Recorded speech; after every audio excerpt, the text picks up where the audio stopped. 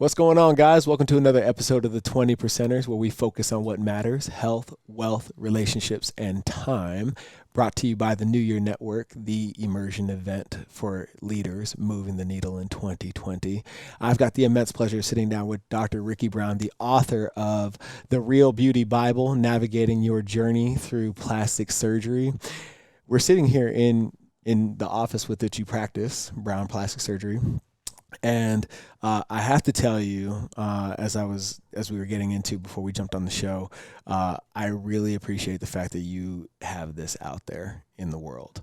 And because the question I've wanted to ask you, and now that I've read your book, I want to ask you even more, that I think you'll be able to rightly answer is, why do you have a job? Yeah, it's a good question. You know, we're very colorful people on the planet, and I think different things make everyone tick very differently. Mm-hmm. And there's no question that we all look in the mirror, and when we look in the mirror, we see something. And I think there's a separation of the physical, how you feel about yourself, but that connects to how we mentally feel about ourselves. And so I think the reason I have a job is that we all want to look and feel our best. Mm-hmm. And so I think that doing that first with health and wellness, which I'm sure we're going to get into, which I'm big into, once people have sort of maximize their ability with working out and other things, there's some things that you just can't do without a little help from someone like me. Right. And so for me, that's why I have a job, is I think that we all are trying to look and feel our best. Mm-hmm. And there are things I can do to help people get there. And I had a rhinoplasty when I was 24. Yeah, you talk about it in the book. So I get it. Like I know where they're coming from. Yeah. The ethics with which you practice, and you talk about it in the book in terms of the line in the sand for people that you will and will not treat. Mm-hmm. You know, let's say a housewife comes in and says, my husband wants me to get this done. Like, that's a hard no for you. Yeah, right? It is. Or do you take it one step further and have them do a little more introspection? Like, what is it in your life that would make you want to do this? Mm-hmm. or like, how do you navigate that question, You know, or that circumstance? I'm a pretty easy, straight shooting kind of a guy. I grew up in Georgia. I'm a Southerner. There's not much sugarcoating. And when I get a sense from a patient, and I think one of my fortes for being a physician and just as a person is I really connect with people. Yeah. And I feel like when I'm sitting with my patients, I start to get a sense, if they don't say anything, I can start to get a sense of maybe they're not really doing this for themselves. Like they're trying to fix a relationship, or because they'll start to talk and hint towards that.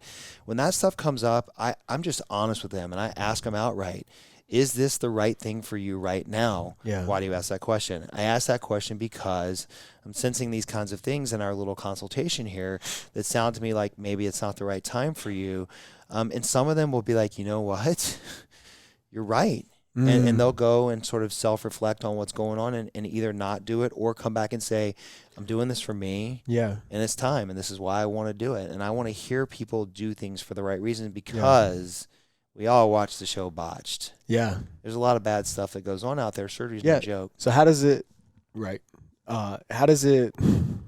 if you get it done for the wrong reasons, how does it manifest when it backfires above and beyond the physical stuff? Yeah. So I think just like anything else that we do to try to fix relationships, like some people have a baby thinking that's going to fix a marriage or a relationship.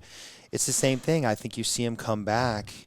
And I don't get to see this very often, but I can imagine what probably happens and what backfires is that they don't get what it was they were trying to get from having that procedure. They're not getting the happiness and the fulfillment that they were trying to correct with doing something physical to themselves. Right.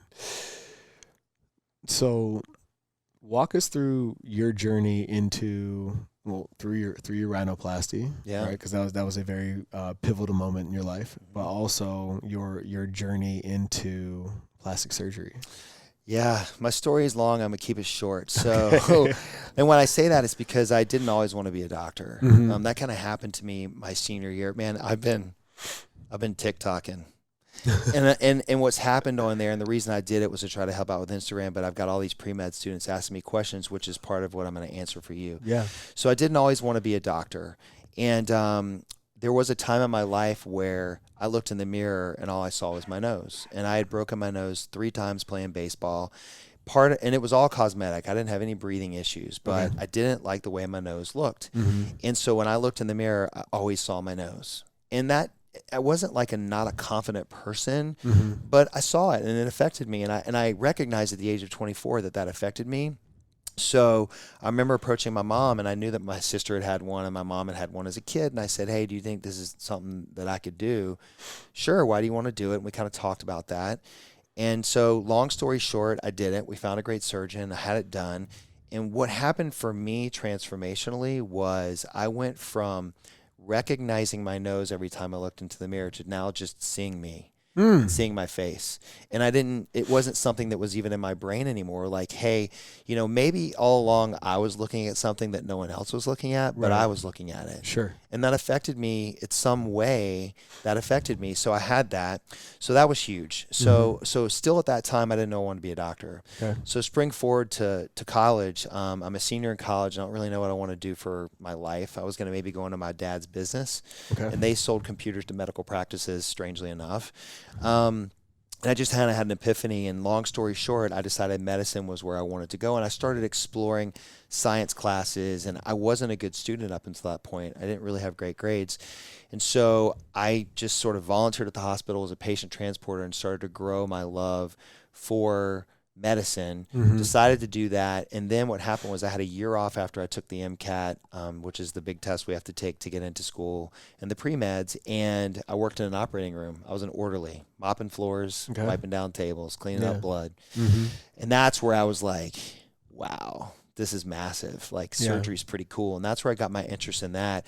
So spring forward through med school, did all my rotations, and surgery was still something that stood out to me. But what got me was I was in a level 1 trauma unit in Chicago, Knife and Gun Club. Ooh. The craziest of the crazies. General surgery I'm double boarded, so I did general surgery first, but that's where I started to see a lot of reconstructive work for gunshot victims. Okay. And I kind of got introduced to plastic surgery, and then that opened up my world to, wow, there's like this whole other thing out there that I could do to help people that doesn't have to be gallbladders and appendixes. And that's where I kind of got my love for plastics. Okay.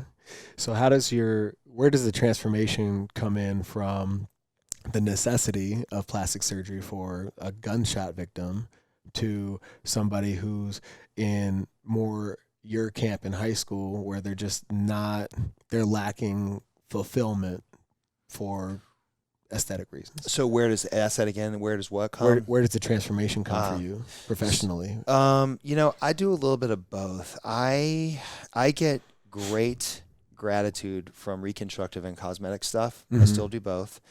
And so I'm gonna cut you off real quick. Yeah. What's the technical difference between reconstructive and cosmetic? So it's a great question, because I tell all my reconstructive patients everything is cosmetic. So that's a great question. Okay. So, but where the technical cutoff is, people will come in, you want a breast augmentation, that's an elective procedure. A woman comes in and has had a mastectomy from breast cancer, that's considered a reconstructive procedure. So I'm rebuilding the breast. Got it.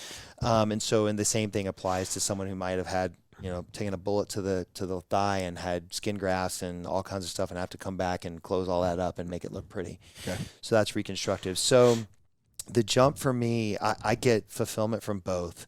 I don't think I could do just either one alone. Okay. Because I think cosmetic stuff alone, I would get bored. And I think just reconstructive can become hard on you at times. So I think the blend of the two is what I love. So I do both, and I love it. The emotional toll of the reconstructive side, the stories that come with that part of your practice. How do you obviously have the balance of both cosmetic and reconstructive, but are there any instances in your practice where like it was really tough not to take that story home with you? Yeah, absolutely. Case in point, it's pretty raw right now for me. Get a little emotional just thinking about it, but I do a lot of breast cancer, and we see a lot of younger women today getting breast cancer. And I had a 40-year-old mom. I have two stories, and it's hard, man. I had a 40-year-old mom of 2 kids who had breast cancer that I reconstructed many years ago.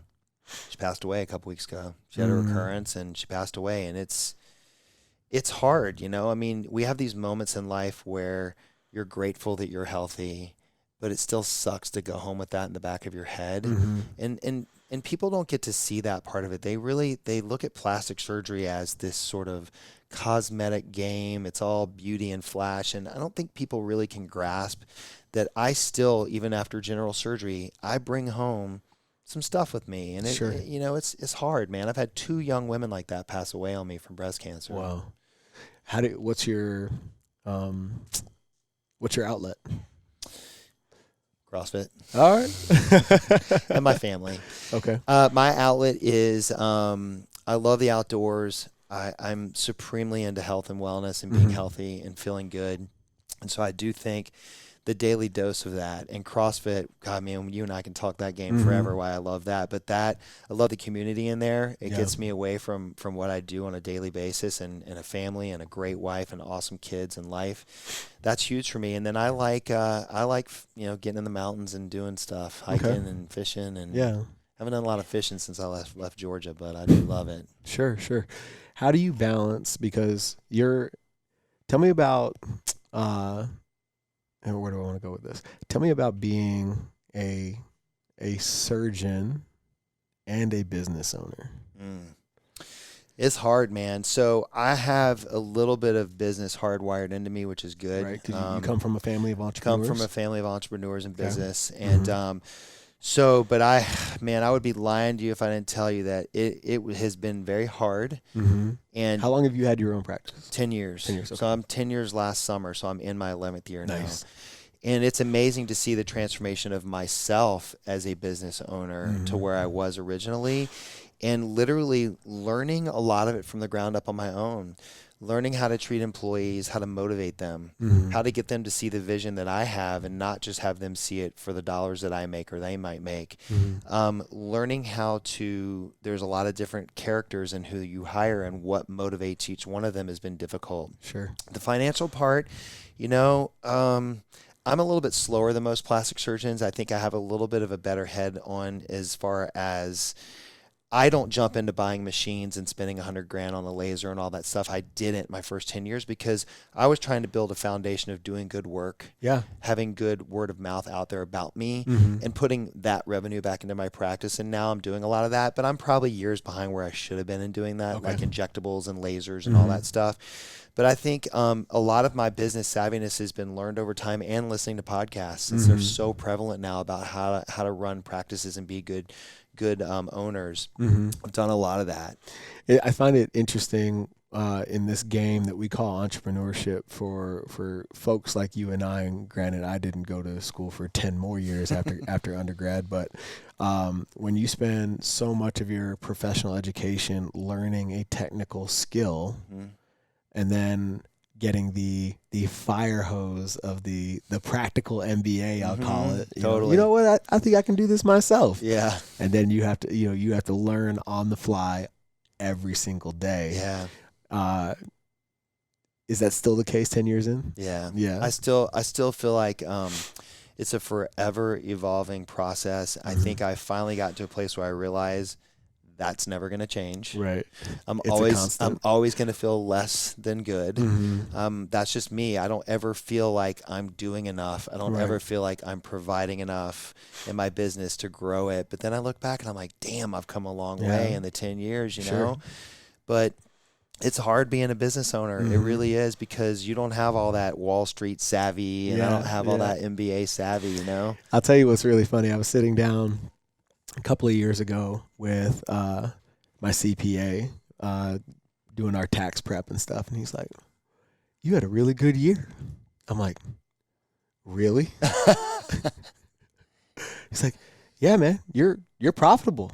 I'm like, "That's not what the bank says." Right. And like part of my education in business a couple of years into being brick and mortar was all that reinvesting I was putting in the gym, paying off that capital generation, loans and whatnot. Like all that counts towards your profitability, even though you're paying off debt. And like it took me a couple of years into being a business owner to understand that concept. Yeah, the balance sheet and the spreadsheet and the P&Ls and all that stuff. I mean, I know how to look at them. Probably can't interpret them as good as a business person, but dude, I hear you. I think I probably had the same response. They're like, I think that happened to me a year ago. Somebody's like, man, you killed it this year. Yeah. I'm like, the bank account's not showing that. So I had the same exact response, but then you understand, like, you're just reinvesting a lot in your practice, and it doesn't equate to what you have home in the bank. I'm not paying myself. I probably have underpaid myself for the past 10 years because I'm trying to grow my practice. Yeah, I tell you what, man, I'm so happy that we're like off on this tangent, because there's this, and this is why the podcast platform are just having these conversations with us, right? Other entrepreneurs, so you understand that it's not just you. Totally. Having that conversation with people who are like, oh, bro, you're killing it. Yep. I'm like, I don't feel like it. I get that all the time on Instagram. Your game is so strong. You're crushing it, man. I'm like, really? Same thing. It's like so true. And it took a real swift kick in my ass for me to start paying myself more. Yeah. I got to a point with my company where we were sustainable, profitable, all that kind of everything was pointing north. And my CPA is like, dude, like, the IRS is not going to allow you to live below the poverty line for very much longer. Like it's time, dude. It's real, man. And I struggle with that too, big time. Like it not because I'm worried about what people think about me, but I'm not a flashy car guy. I love cars, but I don't live that life. I'm happy. I'm comfortable. And I didn't want to strip my business growth. Right. Yeah. Because I was paying myself more, but then I've also heard the comment, you got to get paid first. Yeah. Yeah. No, absolutely. It's been baby steps for me to pay myself more. Totally. Yeah. I've had a handful of finance guys, Curtis Ray being the most prominent. He created a product called MPI, the Maximum Performance Index, and the entire thing is based upon compounding interest and all that kind of good stuff. But his number one financial principle, above all else, is pay yourself first. Yep. You have to.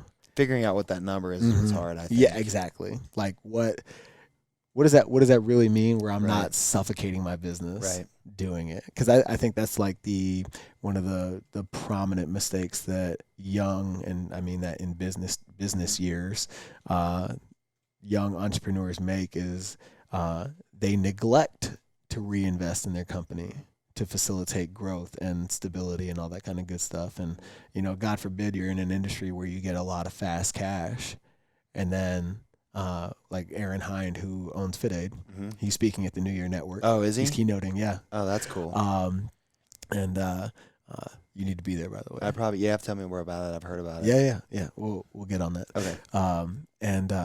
He's like, he gave me these 3 words that I'll never forget. And I think I cover this almost every 4th episode. Trajectory, not velocity. Like, it's okay to grow slow, right? As long as you're moving the needle, right? And that is exactly the point that I was making about the lasers and stuff. My trajectory every single year since I've been out, and I got out in 2009 in the middle of the crisis and hung a shingle and joined a guy who I basically paid overhead to just be in his office. It wasn't like I inherited his practice. Okay. And every year since then, it's been up, but it's been exactly what you said. It has been slow trajectory over time. And I'll tell you one thing I do that I've learned.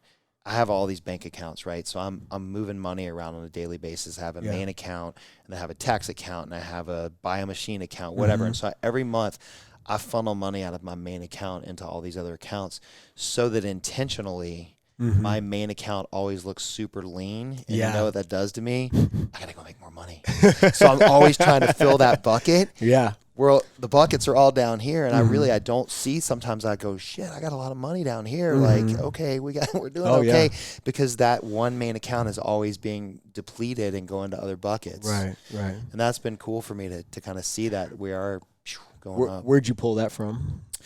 So part of that was... Is that a Dave Ramsey thing? No, it's not a Dave Ramsey, which I love him. A practice management company that I used for a while, for a few years, he talked about that. He's like, you need to constantly be moving money around, pay a little bit on your credit card every day. Don't collect up. Like if you know you're going to buy a machine, make a bucket for that machine and put it in there. For taxes at the end of the year, he's like, you don't want to get to the end of the year and go, I got to write a check for $100,000. Where's the money? He's like, so start siphoning that money now. So at the end of the year, you write the check and you don't even feel it. You just you feel it, but you don't feel it. Right. So I learned that from his practice management company. Okay. Yeah. I went to a Tony Robbins event a couple of years back, and I went to a follow-on seminar called The Millionaire Mindset. Yeah. And they talk about that bucket principle and literally having a bucket for everything. And he in his slideshow, he opened it was a screenshot of his Chase dashboard. Yep. All the numbers and stuff are blanked out or whatever, except for the dollars. Right. It's part of the allure. Exactly. Right. And but I mean, there were at least 20 accounts on this page, but he's like, every one of these is a bucket, and like you just described, your tax bucket, blah blah blah blah blah, and that active practice, I think, is more what I want to bring to the forefront at this point in the conversation. That active practice of shifting money around, and it just increases your consciousness of A, what you're actually doing with money, but B, also that main account, keeping it lean so that you have a huge motivator to keep it full. Dude, and it works because I tell you, like, maybe last month we dipped pretty low in that main account. I was like, damn, we don't have any money. I'm like, we got to close more deals. We got to get more surgery.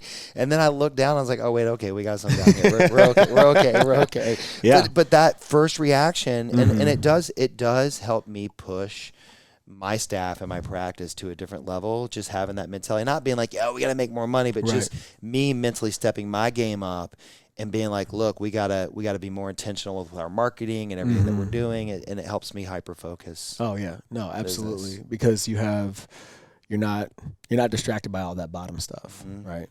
Just that top dollar. Totally. Right? Yeah. So no, that's extremely. So how much active education are you getting on the business end now that because you're obviously required to maintain proficiency as a doctor, but how much time do you allocate towards your business acumen? So I listen to several podcasts. Do you know Andy Frisella? MFCEO. Oh my God, dude. I want to be in his syndicate. Yeah, I do too. Yeah. Let's get in Arte. So I didn't realize. So my chiropractor, Dr. Mike. Is he in it? No. Michael Andrula? No. He's in Arte. So I'm dying to get in. Yeah. And I because this just launches us into a cool path. So he single-handedly changed my life about 1.5 years ago. Really? Yeah. Do tell. So believe it or not, double boarded.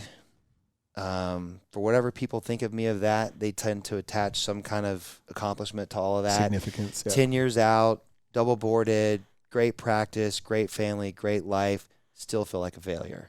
So looking in, not a failure, but I should say not reaching my potential. Yeah. And Andy talks about that all the time.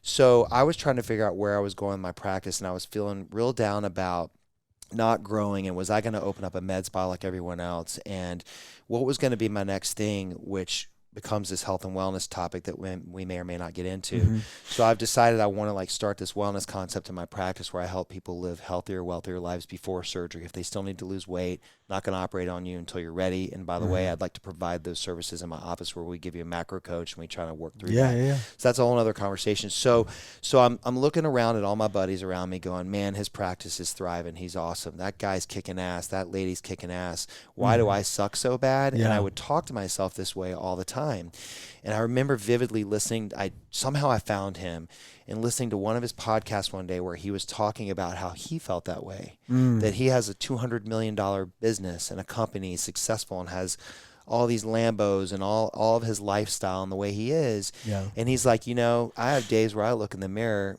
and I tell myself I'm not good enough and I don't think I'm accomplished. He goes, but you know what the difference is between people like me and people like you, I've learned to turn those voices off, and I talk positively to myself. When I start to feel that way, I look myself in the mirror and I tell myself that I can do it, and I know I can do it. And that moment for me, as corny as this sounds, literally in my car getting a little choked up thinking this guy's like, he is reaching through the mic and he's talking to me right now. And so I start listening to his podcast and I realize like, holy shit, like we're all the freaking same. And I feel that way because I'm allowing myself to feel that way. And I need to learn and train myself how to not allow myself to feel that way. And so that sort of took me from, of course I can have a practice like those guys. Of course I can thrive and do what these guys do. And it wasn't until that moment where I really said to myself, I'm having like this epiphany in my entrepreneurship. And then I started listening to him and I'm like, dude, he's so authentic and so real. I want to be an Arte. Yeah, for sure.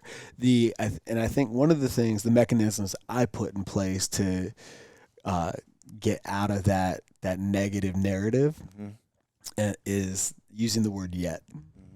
Right. Tell me. So you have this inner monologue going, you're not good enough. Your practice isn't as profitable as the other guy, right? You have that thought. Just slap the word yet on the end of that thought.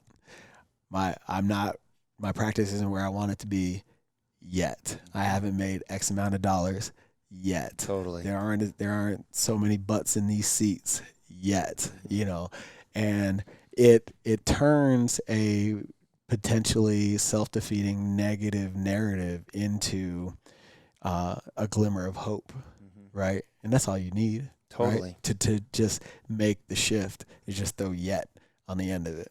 And that's that one word just has become so powerful for me. Because for me, I get stuck when I have to sit at the computer.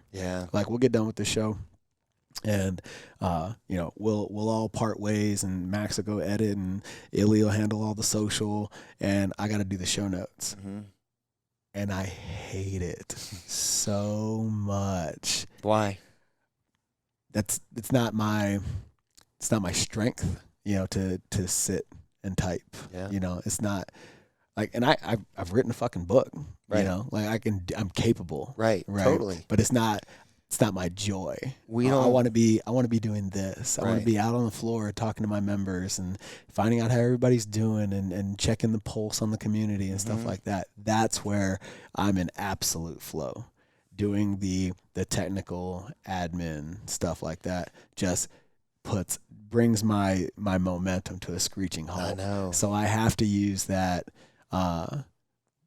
yet mechanism quite often in that phase of my practice, in that it's like, man, I do not love technology yet. So I'm going to move through this exercise. We're going to do this thing. And eventually, it won't be a thing. We parallel that in CrossFit all the time, right? Like you probably tell a lot of your members, you got to get comfortable being uncomfortable. Oh yeah. And so for a lot of us, those things like the notes, it's a very uncomfortable thing for you. And so just by working through it and keeping on doing it, eventually it may not ever become comfortable, right? But you'll be able to tolerate it and get through it. It may not be as hard as it was. Sure. But I think that's something I drew from Andy too in his podcast, that whole just like, dude, it's never going to be perfect. Your business is never going to be perfect. You're never going to be totally comfortable. Get used to it. Yeah. Because it's still... It's going to be that way forever. Sure. Sure. Yeah, he's the man, dude. I don't think maybe he does quite know how many people he's changed, how many lives he's affected, but I think it's so all the time. It's so routine that it's just hard to feel it. Well, it's interesting because I had Chris Widener on the show who worked with Zig Ziglar. He ghost wrote for John Maxwell, and he spent a lot of time with Jim Rohn, who were like the masters of the sales and personal growth and development space, right? They're like the godfathers of that space. I love Zig. And he was telling me that we really have to gain appreciation for the lives that we touch. We can't look at it from a direct contact standpoint because we are only physically capable of so much, right? Instead, we have to look at it like a coaching tree. Right, I affected you, and then you went out and affected so many people, and then so it becomes exponential that way, right? And that's where, if you really wanted to figure out how much impact you've actually had, take like the top 3 people that you've impacted and look at the impact that they've had, and just kind of like work your way. Totally. The degrees of separation. And I don't know if he's done that, but I bet if you did, it'd be into the millions by now. Oh, I'm sure. And he shows it every now and then. I think that's what I love about him, is he's so raw and so real. Like, he threw a letter up that some guy wrote him the other day on a post like a week or 2 ago, and I'm like zooming in trying to read this thing. Like, what's he talking about? What affected him so much? And like, I think every now and then he does have a check where he's like, damn, this is big. And his brother Sal is equally as amazing. I follow him on Instagram and First Form, and they do some pretty badass stuff, and I want to be a part of that. Sure. And I think it's really interesting because you get real-time feedback, when you take somebody through their journey, right? But how often do you get that down the road check-in of like the legitimate impact that you've actually had on their life? I do. I get, every now and then I get a letter in the mail or a card, or even a simple a year out follow-up, and someone they'll tell me like, man, you just have no idea how much this has affected my life and my confidence and how I feel about myself, and my relationships now are different. And when that happens, we all focus on the horrible times. We're like, man, these patients are beating me down. Nobody's happy. What's going on? And you get caught up in that. And then eventually you're like, you get those people that come back and you're like, this is why I do what I do. Yeah. You know? So I do get it, and it's mostly in the form of a message on Instagram or an email, or they're doing a 1-year follow-up, and it's awesome. It feels good. Has anybody ever thanked you for not pursuing a procedure with them? Yes, actually, yes. So I had this will knock you on your butt. I had a guy come to me about a couple months ago this year, who walks in the door for a liposuction consultation. Okay. And I walk in the room, and this all happens in my brain like this, but I'm going to describe it longer. Sure. My brain goes from, this is not a consultation about liposuction. This just became a discussion about health and wellness and fitness, because this guy clearly was not a liposuction candidate. So we start engaging in this conversation, and he's got a bunch of visceral fat. And for those of you who don't know anatomy and understand, the viscera is what's underneath the muscles in the tummy, your guts. Your guts are surrounded by fat. And part of making a flat tummy is, as people work out and exercise, they burn visceral fat internally, which helps the tummy be less bulgy. Right. Well, this guy clearly had a ton of visceral fat. So no matter what I did to him, liposuction, tummy tuck, he was always going to be that way, because he needed to live a different lifestyle. So we start having this conversation. In the middle of the conversation, where I'm pumping him up about macros and working out and just changing his lifestyle, I said, by the way, how did you get here? And he said, well, my primary care doc told me I had enough money, so I should just go get some liposuction. Get the fuck out of here. I was like, are you fucking kidding me? I'm like, these are the leaders of our primary care. These are the people that are so fed up with trying to help people change the way they live that their answer is go have liposuction. I was like, let me tell you something. Right now, you have a new primary care doctor. Don't ever go back and see that doctor again. And number 2, if you want this and you want to look and feel better, you have to do it. I cannot give you a surgery that's going to get you there. Here are the things that are going to move the needle for you. You have to flip the switch in your brain. You got to change the way you live. All these things that we tell people all the time. And he just like looked at me and he was like, thank you. Oh my God. And he was just like, I'm like, and I turn him away, and I do that stuff, man. I mean, it's like, we're here to help people and to impact lives and to add value to people's lives. Like, it's not all about the money and the glitz and the glamour. We need money to live, but that's what it's about for me. It blew me away. That's beyond comprehension to me. I was like, a doctor told you that? Like, come on. Well, like, I've had the VA consultations and stuff like that for my disability through the military and all that kind of good stuff. And at one point, I had an ortho screening with a doc from he was active duty in Vietnam, and he's looking at my x-ray, and he's like, I got to be quite honest with you. By looking at your joints, I can't tell whose x-ray this is, yours or mine. Wow. And he's like, you are lucky that you are so active. Don't ever stop. On the flip side, in a previous consultation, as I was leaving active duty, I sat with the doc who was looking at that same picture, and he was like, you should probably stop training. And I'm like, knowing what I know of A&P, anatomy and physiology, exercise and performance, I'm like, that is the wrong answer to. And I had the same response that I just had with that story that you told about a primary care physician recommending surgery over a lifestyle change. That's insane. Insane. Like to not train makes all these chronic conditions worse. Yep. Right?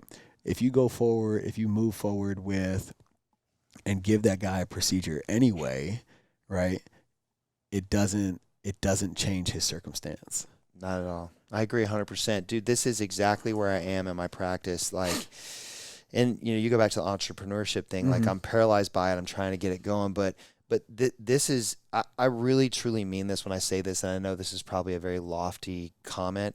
I want to change the way we practice medicine as plastic surgeons, as well as just in general. And what I mean by that is, I always tell my patients now, I am a doctor before I'm a surgeon. My first goal should be for you to live a healthy, wealthy life. Yes. And for me to help give you the knowledge and equip you with the things that you need in order to live in the body you want to live in. I'm not saying everyone has to be skinny and ripped. People take this the wrong way. Sure. You don't have to be skinny and ripped. You just need to be healthy. Right. You need to be healthy. And especially if you're going to have a surgery like something in what we do where we help the body look and feel better, you tapped on this already. If I do an operation on you right now and your BMI is over 30 and you're not ready, you're not going to have the things in place you need in place after surgery to maintain a long-lasting result. Right. So let's get it dialed in before so that when you do have a procedure, then you're going to have that long-lasting result forever. Sure. And that's where I'm heading in my practice, and I really feel passionate about there, and I got to figure out how to do it. Do you have many peers that subscribe to that same train of thought? I think as I've talked about this for a year now, and I'm starting to put the pieces together, I do, and I know some of my buddies who are plastic surgeons are like, totally would send my patient over you that needs to lose weight before that. And then there's the other side where there's people in town that see it as competition. So I want to try to design the wellness concept with a different name so that they can send them there and not be threatened that I'm going to take their surgical client, because that's not my goal. Sure, right. So it was well received at Fitposium. I went to Fitposium and presented the concept, and they were all like, "Yeah, of course. Who thinks that way?" Sure. I'm like, I do. Right. But I really want to try to get that going. We're going to do it. Yeah, for sure. We haven't done it yet. That, my man, there it is. Because that school of thought is rampant in the fitness and wellness. Huge. We're using fitness as medicine. Yep. We can't say that, but I mean, that's how I feel about it. Yep. And, to marry the two, naturopaths and all, and that camp is on board, getting for lack of a better term, getting Western medicine on board with that school of thought. I think that changes the game. Totally. Because now you have these active seekers of the easy pill being denied and being held accountable to, getting their shit together. Totally. And I feel like that's what's not happening right now. Well, let's face it. It is, as well as I know, it is uncomfortable to be fit. It is not easy to get there. It's not easy to get your ass out of bed when it's cold every day in the wintertime here, and when it's hot as hell in the summer. It's uncomfortable to do that, and I think people they don't desire to do it because they just don't want to be uncomfortable, so they just continue doing the easy thing. And I think if we can just get people to dip their toe in the water a little bit and taste what it's like if they do it right, how addictive that becomes for people. Absolutely. And I think, from a healthy perspective, you're shifting some addictive behaviors so that it's no longer detrimental and it works for you, not against you. You know, where somebody would be naturally attracted, and I'm sure you've seen this over the years, the people that become addicted to plastic surgery. Yeah. Right. There are people that on the other end of the spectrum are addicted to fitness in that way. You know, but there's that middle ground where you feel a negative physiological response by not training, and that motivates you to get up and do the thing. Just like for me, for example, when we go out on date night and whatnot, where I could easily, you know, because my schedule's clear the next day, tie one on. Yeah. The thought of not being able to train effectively the next day keeps me to a 2-drink max. We're on the same page. You know what I mean? I hardly drink. Alexis, my wife, and I, we're not big drinkers, man. And I partied my ass off in college and all that. I mean, I drank. We all did that. Yeah. And I am the exact same way. Like, she and I talk about this all the time. I'm like, you know what? We could get loaded tonight and have fun, you know, but like, we want to go work out tomorrow. We want to be healthy. We want to be fit. And you can't do that when you feel that way. Right. And you just, you know, I'm not banging on drinking, but it just, for me, it's become a much less important avenue in my life. Yeah. And the health and fitness thing is more important. And it 100% my deciding to drink or not drink has to do with what I'm going to do the next day for working out. Yeah, no, absolutely. So I love that. I'm the same way. Segue. What is it like to be married to an entrepreneur? Because your wife's completely crazy through alternate channels. Your wife and my wife now work together and collaborate on events and whatnot, which I think is amazing. It's awesome. And she's like, "Did you know that Lex is Dr. Brown's wife?" I was like, "What? That's cool." And I need to have her on the show at some point. She would love that. No doubt. But what is that like? It's a balance, man. I'll tell you, because we have twins, Brody and Graham. They just turned 10, and I think Alexis was a dental hygienist for 10 years, and I think she always knew that wasn't really what was in her heart with what she was supposed to do. Which I think is funny because I know she battles with that. Does she? She has such a great product, and we're health and wellness, and she makes, you know, caramel wrapped chocolate dip pretzels. She's like, "What am I doing?" I'm like, "If you don't do it, somebody else will." So, and I'm like, "Who eats that shit?" CrossFitters, all that, we eat all that stuff. Right. So she, what's it like? It's been cool, man, because I've gotten to witness in her transition from that, not deciding that she's not going to be a dental hygienist anymore, to then we had the boys, and our boys needed some help and some therapies early on in life, and being present for them, until now when she's discovered Sweet Life by Lex, segueing into, okay, I found something I'm good at, that I'm passionate about, that makes me feel good, but still trying to balance being there for the boys and doing some of that stuff and getting a workout in, and it gets really, really hard.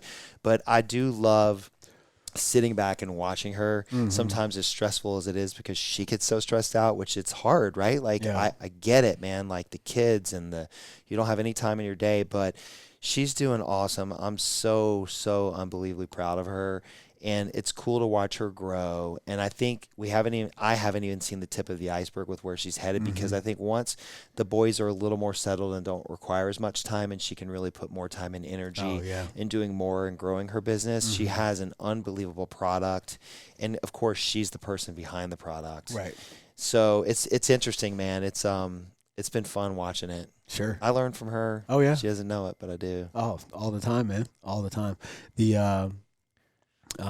Just having your significant other now present in that journey, so that you can now have not an open conversation, because I feel like your relationship with Lex and my relationship with Nicole is very much the same, in that we can talk about anything, but now you understand the conversation. It's now a two-way street. It's not just, okay, you had a hard day. Right. It's now, me too. Right. Fuck. Right. I have a question for you. So do you guys, do you share advice with her about entrepreneurship? Is that a difficult topic between you two? So I decided very early just because of what I know of my experience in fitness, that I can only coach her so much, right? Because my experience and my perception of my experience is so not hers, right? So for me to project what I would do, right, isn't fair to her. So if she asks for my counsel, I'll give it to her. And I'll every once in a while kind of give her some advice, but when it's all said and done, I'm here to support her journey, not to guide it, if you will. So she has her own business coach. You know, she's more than open about, you know, where she's at with her business and all that kind of good stuff. But I make a very conscious effort to, am I supposed to just listen right now, or do you want to know what I would do? That's hard, man. It's super fucking hard because I'm a fixer. We all are. You know? Guys tend to be that way. Yeah, so I'm like, well, this is how we're gonna take care of that shit. Right. She's like, that's not how I want to do it. You know, like, I'm not you, blah blah blah blah blah, and it can become toxic. So I try to avoid all that at all costs. I bounce ideas off her all the time because she's super organized. Everything that she's amazing at, I'm horrible at. I wish I could get her to type these show notes. You know what I mean? I hear you. She's probably like, nope, not doing it. No. You struggle. So, but no, we are facilitators of each other's growth in that way. I like that. You know? Yeah. We are too. I mean, I've gotten much better, I think, at doing what you say, but you know, we always joke about this. Like, if I don't say anything, I didn't say anything, they get mad. If I try to say something, then I'm trying to fix you. Which one am I supposed to be right now? I don't know. But no, that's a tough balance to learn. Yeah. When to give a hug and when to say something. Yeah. Well, dude, I'll tell you, a couple of years back, the gym was in a rough spot and I wasn't super happy at home either. And it was because I was playing the two against each other, right? We had just had our son, or maybe our son was on the way. I can't really remember exactly, but I would go home and worry about being at the gym, and I'd be at the gym and be pissed off about not being home, right? And one day we're both just hanging out in the kitchen. And she was like, "What's going on?" And I'm like, "Nothing." She was like, "That's it." Turns off the stove, stops what she's doing. Music stops playing. And she was like, "Tell me what the fuck is going on." And I told her, I was like, "I'm not happy at home because I feel like I should be at the gym. I'm not happy at the gym because I feel like I should be at home." And she was like, "Let me let you off the hook right here, right now. I got this. Go do the gym thing, right, and make it go. Right. You can't, like, this isn't working for anybody, and it sure as shit isn't working for us. Yeah. So knock that off and stop telling that story, because all of that was a narrative that I created in my mind with zero real world evidence of either of those circumstances being true." Yeah. And dude, weight off my shoulders. I'm 30 pounds lighter, and the gym takes off. The next year, we were rated the #1 gym in America. I tell you what, man, it's I can't wait to meet Nicole. I haven't met her yet. Oh shit! I haven't met her yet. So, but you know, Alexis is the same way, and man, we all just forget to step back and realize what strong women we have in our lives sometimes. And I, not that I don't appreciate it, because I do, but it's moments like that where you're like, I chose right. Oh yeah. You know, you're like, she chose me. Right. I outkicked my coverage for sure. Oh, that's so funny. I tell people I'm married up all the time. But no, that's awesome. That's really cool. Yeah, no, having the support of them with being an entrepreneur with each other is huge. Sure. And you know, it's cool. I find it like it this dynamic that we have now forces us both to like be in each other's corner. You know, she was with me in the infancy of our relationship, and you know, when I was in startup mode with the gym, and now I'm a couple of years ahead of her, and you know, now we're in the trenches together. You know, it's cool, which is super, super cool. It's really cool. It's so fun. But we've also established boundaries about, you know, how, you know, like about working at home and being present for the kids and all that kind of good stuff. Yeah. You know, which I think is also healthy, because I think where a pitfall of entrepreneurship is never being off, right? That whole Gary V thing, grind, grind, grind, grind, grind, grind, grind.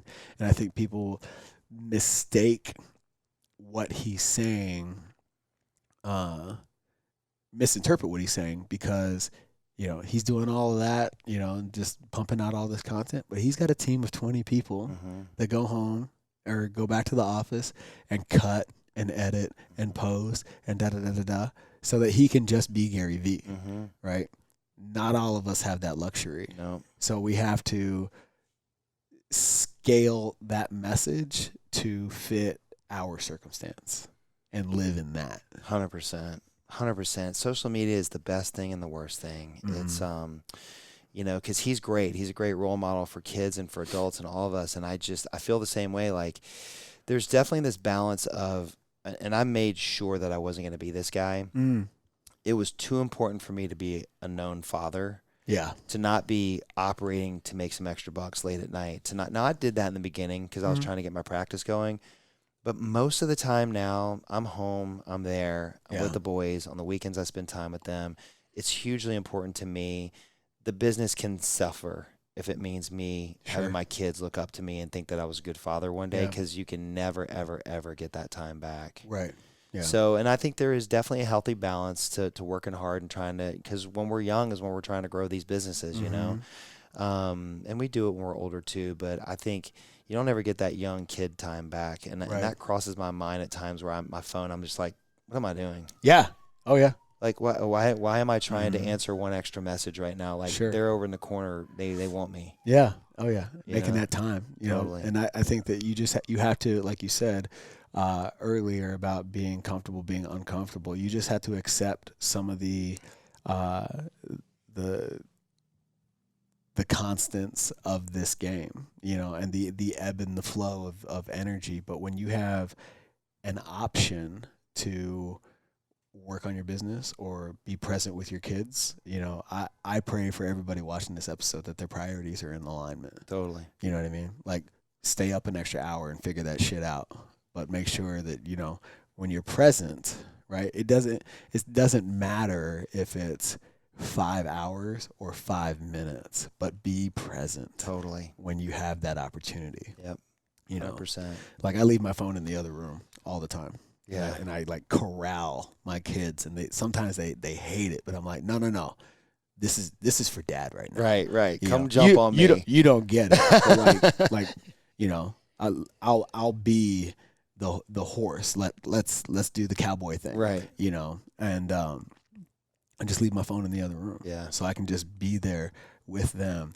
And like, one of the hardest things for me, like, I feel like this social obligation sometimes to whip out my phone and take pictures of them doing cute shit. Yeah. And I'm like, fuck. Like, for me, because I'm so slow at the social media thing anyway, it completely takes me out of the moment. Right. So I'm like, I'd rather not bother. Right. Because as I'm sure in the many lives that you've lived, the story to be told is way better than what actually happened. Totally. So it's just like, fuck it, man. Like, let me just be here. I like that. No, it's so true. It's so true. Because it's way better in its raw moment than you can ever capture on film. Yeah. There's no question. Totally. No question.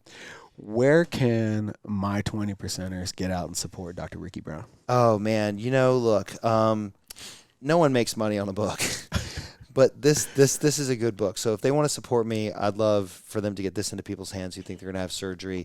And look, just I'm an open book. Go to my website, look at what I do.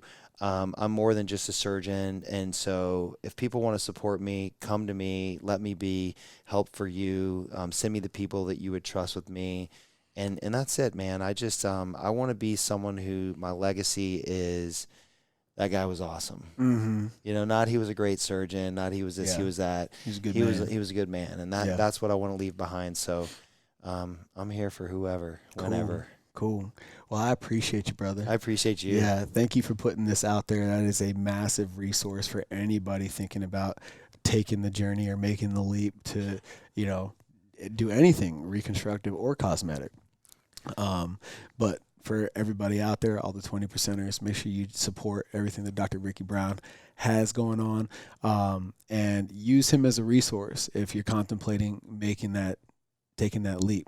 And last but not least, I look forward to seeing you guys at the New Year Network. Go to 20percenters Circle. That's 20percenterscircle.com for more information. And we'll see you next week.